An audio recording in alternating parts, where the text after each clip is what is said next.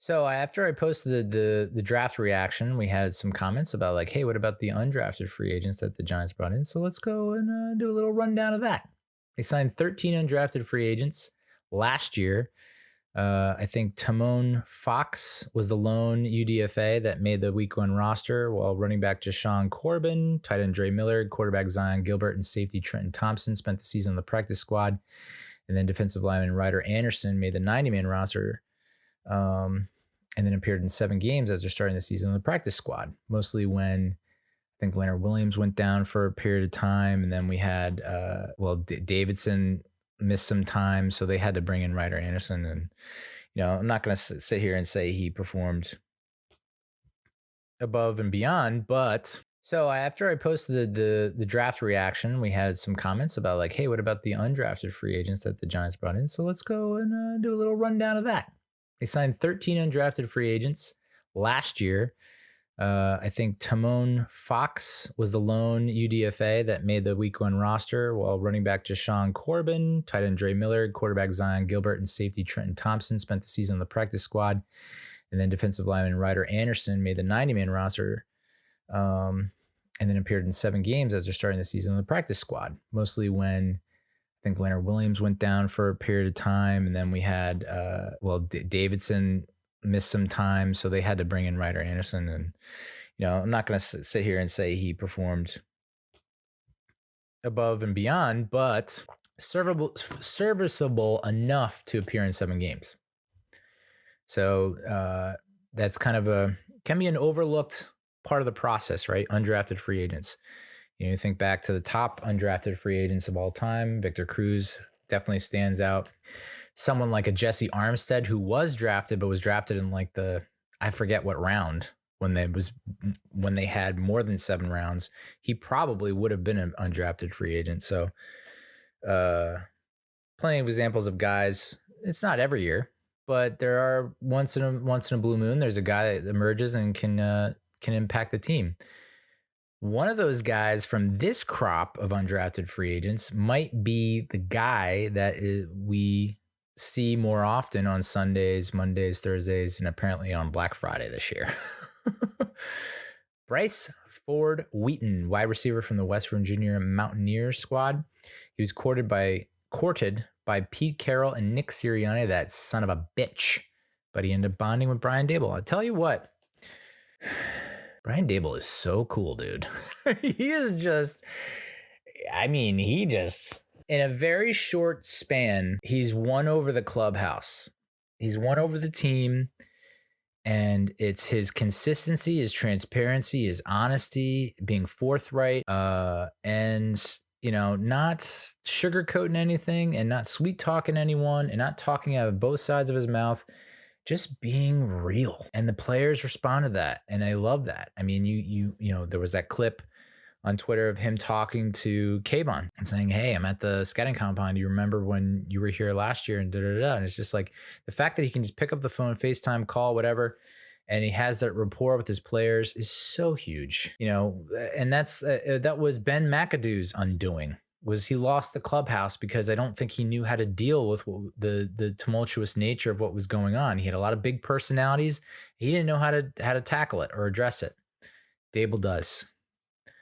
And that's it's so huge. And the fact that he was able to court Bryce Ford-Wheaton, the fact that he, I think, was instrumental in the trade up to get, I want to say, Jalen Hyatt, because I think he talked with Sean McVay from the Rams to trade up to that spot to get Jalen Hyatt. I believe that was the trade. That was from what everything I've heard, that was Brian Daboll's doing. So, and this is a case of like, we were talking about, undrafted free agents getting better offers from other teams, but wanting to come to the Giants. And it's because of Brian Daboll and Joe Schoen and Wink Martindale and Mike Kafka. I mean, just like, it's not just Daboll, it's the entire coaching staff. You can see the immediate connection that Wink had with Deonte Banks. You can see how happy Wink is with Joe Schoen. Like, there's just a general sense and feeling of like everyone's kind of on the same wavelength. For Bryce Ford-Wheaton, he said the determining factor was David Sills, one of his old teammates at West Virginia. Bryce Ford-Wheaton is 6'4", 221, which is music to thine ears. I think we've all missed having that big wide receiver, that big body wide receiver that can make an impact in the game. 4.38 40. It's the fourth fastest among wide receivers at the combine and a 41-inch vertical, highest among receivers. Scored a 9.97 RAS out of a possible 10. 9.97 out of a possible 10, which is ranked 11th out of more than 3,000 wide receivers from 1987 to 2023. RAS, for those not familiar, which I didn't know doc about before this year, relative athletic score. 9.97 out of 10. This dude is athletic as fuck. He has elite size. He has elite explosion, vertical and broad jump, elite speed, like we mentioned, in the 40-yard dash, and the 20-yard split, and the 10-yard split. And he's good in the 3-cone, and he's elite in the shuttle. We got a steal. He was told, Bryce, he was told, Ford-Wheaton was told by an NFL wide receivers coach during an interview at the Shrine Bowl that sometimes he looks like Hall of Famer Calvin Johnson. And other times he looks like he wouldn't start on a JUCO team in Iowa. Oh, by the way, ricochet shot for JUCO teams in Iowa. Step it up. So that's interesting and I think he said that he thought that he could go as high as a 3rd or 4th round. And then, at the very least, he'd be picked in the 6th round, and then he goes undrafted and he ends up getting signed. So that kind of can tell you the boom or bust potential. All the raw, natural talent, physical assets are there. Elite, almost 10 out of 10 in terms of, athleticism. It's just a matter of putting in the effort and getting your technique down, which it feels like this coaching staff, given all the setbacks we had last year at the wide receiver position, the ability to still crank out, like people are posting all these 90-yard plus drives that we had last year, one against the Packers in London. I mean, that drive was insane. That's Marcus Johnson. And, guys that are not supposed to be, that were not on the roster week 1 or made the 53-man roster right out the gate. And the Kafka's ability to get creative and to give Jones the ability to move the ball and to use Saquon out of the Wildcat. And there was this drive where we didn't even have Saquon. So I feel confident that our coaching staff can mold someone. Like they said, you can't teach speed and I think that was a major focus in this draft was like, you look at the Eagles and the kind of speed they get from a guy like Devontae Smith and how he can burn you, or even the Chiefs and like the speed that they have at the wide receiver position. And, so I very confident that this dude is going to suit up and be active on Sundays. Like this guy is definitely going to make the team. And I think it's just a matter of time before he starts seeing some snaps in the game, especially if we have another rash of injuries. So, and we got him on the cheap, $236,000 guaranteed. He received a $20,000 signing bonus in addition. So if you're saying, well, what is the normal signing? What kind of money we usually talking about? This is crazy. The final pick, Mr. Relevant in last year's draft, 49ers quarterback Brock Purdy, got $77,000 guaranteed in his contract, led the fucking 49ers to the playoffs. And I'll be honest, they would have beat the Eagles if he stayed healthy. You heard it here first. Gemon Green, cornerback from Michigan, 6'1", 183. He was one of the players that was involved in a scuffle last October when the Wolverines won 29-7 over Michigan State. He was assaulted in the not in the locker room, in the little I don't know, the promenade. What do you call that little runway? Aisle, tunnel. Jesus Christ. He started all 6 of Michigan's games during the COVID-19 shortened 2020 season, but lost his starting job midway through the 2021 season to DJ Turner, who was a 2nd-round pick by the Bengals. And his defensive coordinators in his final 2 years at Michigan's were defensive assistants under Wink Martindale in Baltimore. So there's the connection there and why they probably brought him in. His RAS, relative athletic score, That's good. 6.64 out of 10. He has good size, good speed, very poor agility, but great explosion in the vertical and broad jump. So it's a matter of like figuring out how to get him a little more fluid in terms of changing direction. Seems like, straight ahead, he's got it going on. Straight ahead or straight up, it's just the moving side to side and getting agile that way, which is pretty much most of football. So that's kind of that's probably why he went undrafted. But another young corner in the mix, I honestly don't think you could have enough young corners, duking it out in the in the backfield there.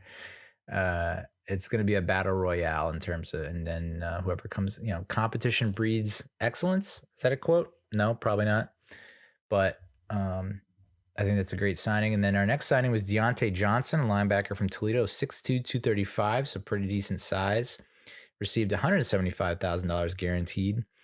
And this guy seems like he's a smarter dude, a little more academic. He's a mechanical engineering technology major. His RAS, not great. I think he's more of a heady dude. Maybe it's more about, and this is what I guess Bill Belichick preached for as long as he has, is like football IQ, football intelligence. He weighs that more heavily than raw talent. And that's probably the case with Dyontae Johnson.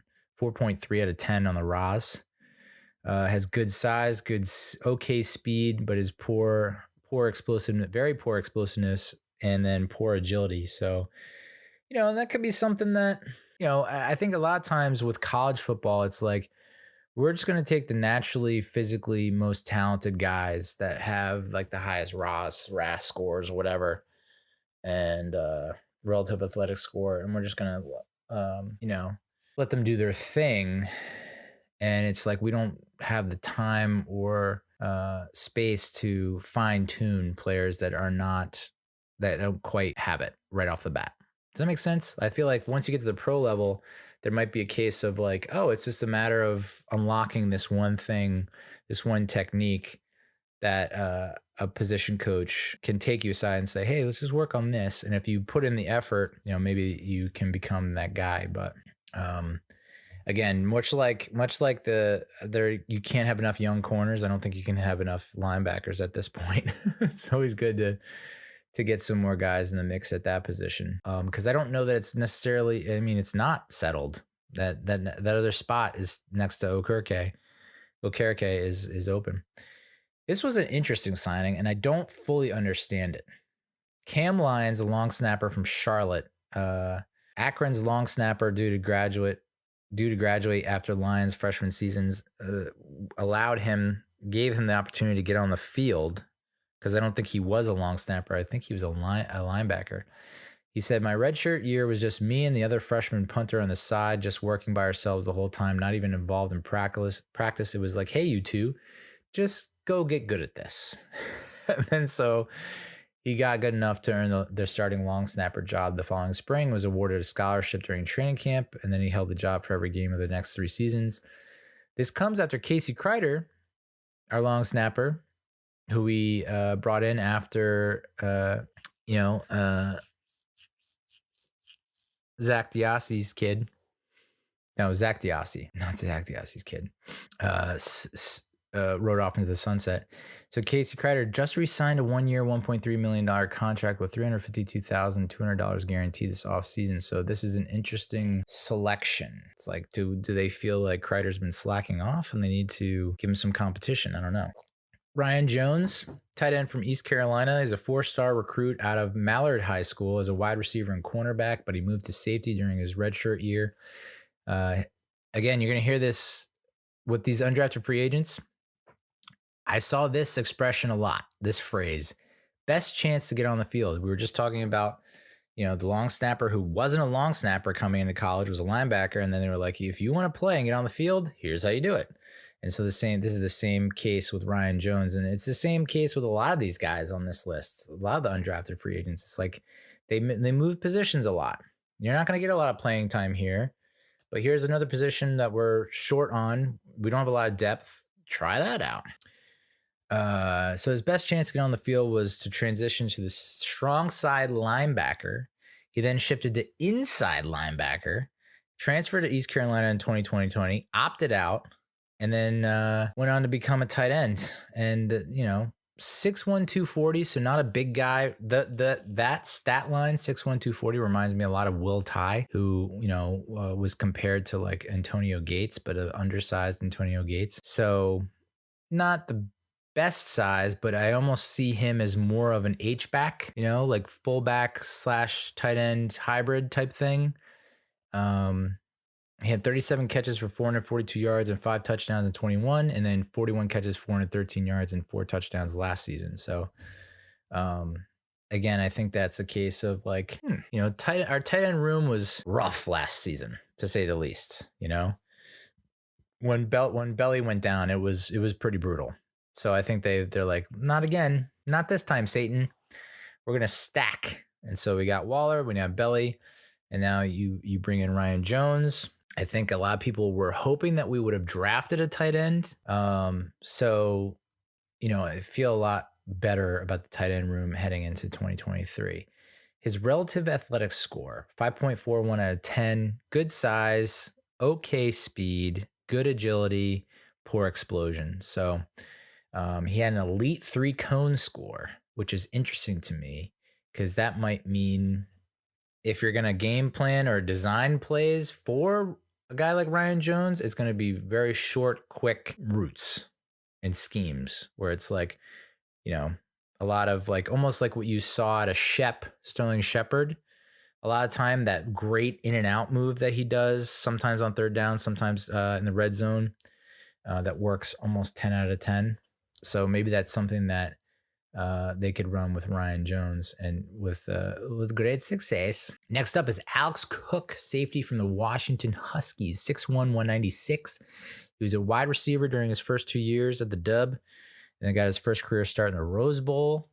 In the final game of his redshirt freshman year, he took over starting safety during Washington's 2020 season, which was reduced to 4 games due to the vid, and started 22 games over the past 2 seasons, earning all Pac-12 second team last season. He was also voted as a captain, started all 13 games, was the team's leading tackler with 82. Won the Defensive Skill Player of the Year, won the Guy Flaherty Most Inspirational Award, the team's oldest and most prestigious honor. He won the Chuck Niemi Big Hit Award and the Starving Dog Award for his work in the weight room.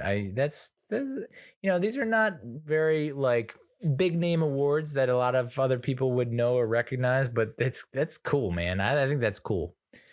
So good to see out of Alex Cook. Similar size, maybe a skosh bigger than Julian Love. And the fact that he can lay the lumber is great for a scheme like Winks, where he likes to have a lot of safeties creeping up and slot corners and kind of like hybrid linebacker safety corners that can come in and stop the run or blitz. So that's cool. Illinois quarterback Tommy DeVito. This is a New Jersey native, Cedar Grove, New Jersey. Went to Don Bosco Prep, which Don Bosco is no joke. One of the best parochial schools in the state. I know they always crushed us whenever we went to the playoffs and faced them. I think Jim Burt's son went there. If it's the Don Bosco I'm thinking of, I'm pretty sure it's that Don Bosco. 6'2", 215, all Big Ten honorable mention. Illinois Coaches Appreciation Award winner. Started all 13 games at quarterback, threw for almost 2,700 yards and 15 tutties. Illinois record, 69.6% completion percentage. 4th in the nation and led the Big Ten in completion percentage. 7th in the Big Ten in passing yards. 141.22 pass efficiency rating, ranked 2nd in Illinois history, ranked 6th in the Big Ten. He also ran for 6 touchdowns. Career high in completions, passing yards, passing efficiency of rushing touchdowns. Number 23 graded quarterback in the nation. Number 2 in the Big Ten, behind only C.J. Stroud, according to the PFF. That's huge. And I know Big Ten's not really known for the quarterbacks. That's still impressive. Number 21 passing in the nation, according to PFF. Number 6 in fumble ball security grade in the nation among quarterbacks, according to PFF, which is, again, another thing that Joe Shane stressed when people asked him why Daniel Jones deserved the contract. It's like, well, just look at his progression. He went from a turnover machine his first year or two to a guy that was secure with the ball, rarely turned it over, and that usually turned it into points. So it's good to see that they don't just value that with their starting quarterback, they value that with their third string practice squad quarterback. So he started off at Syracuse, and he had a pretty good sophomore year there in 2019, threw for almost 2,400 yards and 19 touchdowns and only 5 picks for 137.7 rating.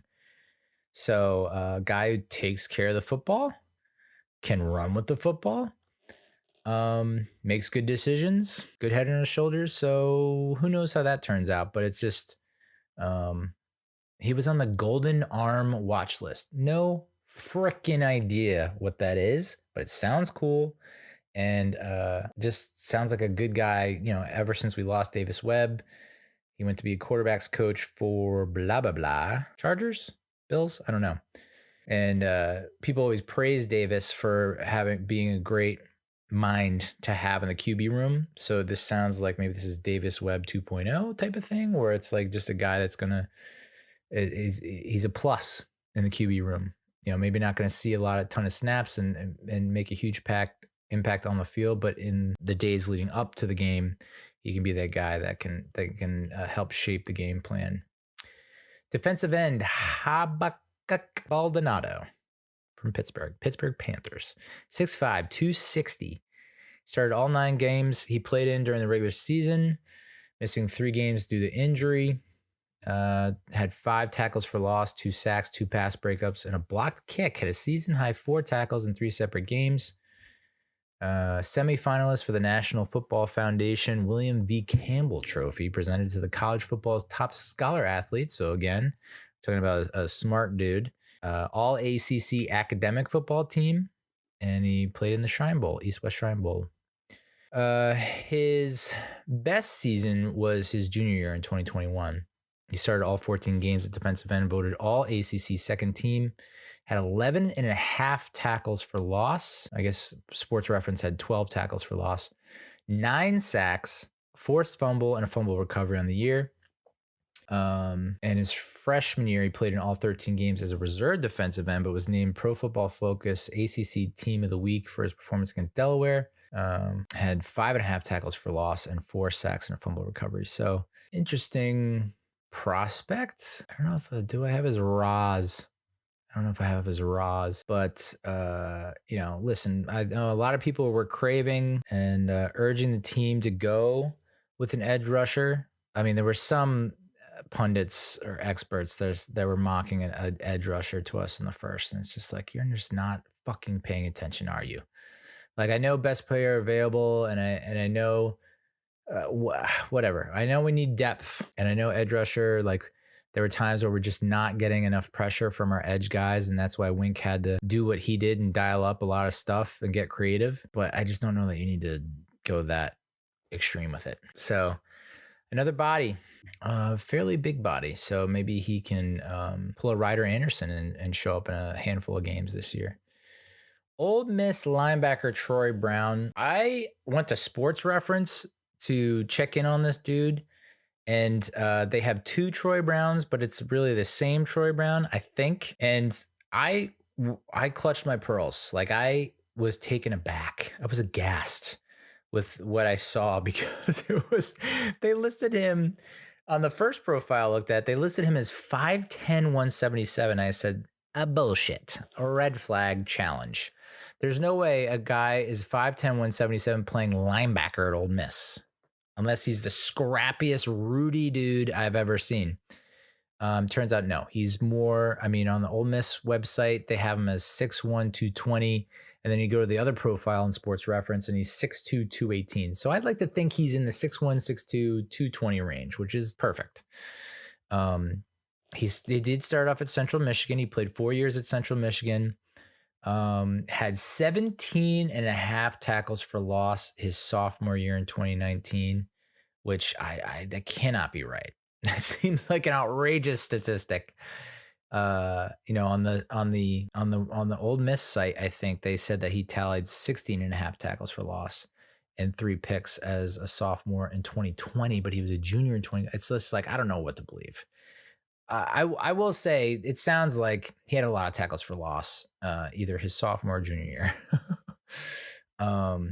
His 75 solo tackles ranked second in the MAC and number 20th nationally. A 3-time first team All MAC selection at Central Michigan. Earned all conference honors in 2021 despite missing 2 games. And in 13 games at Ole Miss in 2022, he had 93 total tackles, 2.5 tackles for loss, and half a sack. His 49 assisted tackles were 6th in the SEC, and his 93 total tackles was 7th in the SEC, and not bad. He was an all SEC third team selection last year, a Lot Impact Trophy quarterfinalist, which it's interesting that they would put that on the old resume.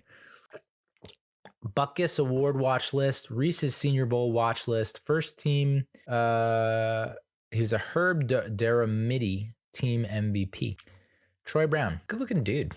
I don't know. I get the sense that he could possibly make some waves and crack the roster. I don't know. But at the very least, will be a great practice squad guy. But it's hard to overlook. I know it's Central Michigan. I know it's the MAC, but 16 and a half, 17 and a half tackles for loss. Whoa, what the fudge?